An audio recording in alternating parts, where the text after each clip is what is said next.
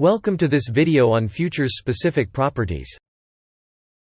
Rather than reading and memorizing the lengthy specifications documents for each futures market, all you really need to know is a set of standard properties. In this section, we'll look closer at these properties, and how they work the same way for practically all futures markets. This is when things move from the theoretical to the practical. These are properties that you need to know about every market you want to trade, and by knowing them you can effectively treat all futures markets in the world the same way. For every futures market you want to trade, you need to know these properties. Let's go over them, one by one. Root symbol. Every futures market has a symbol of usually 2 or 3 letters designating the market.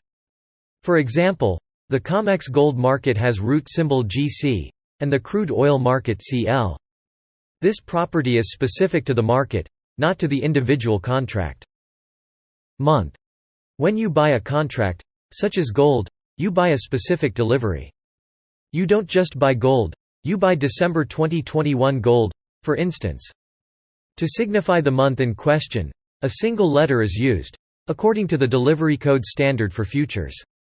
These month letters are the same for all futures markets, and something you should simply memorize. Ticker. Every futures contract has a ticker, consisting of the root symbol, month letter and a number for the year. The year number is usually 1 or 2 letters, depending on the data provider.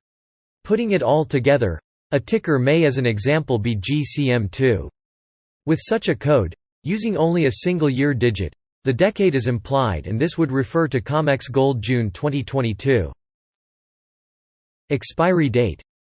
Every futures contract has a final date, at which time it ceases to exist. This is the last day in the life of this particular futures contract, and for many markets, this is the date you need to be out by. But careful here. For commodity futures, you need to be out before the first notice date. That's all for this video.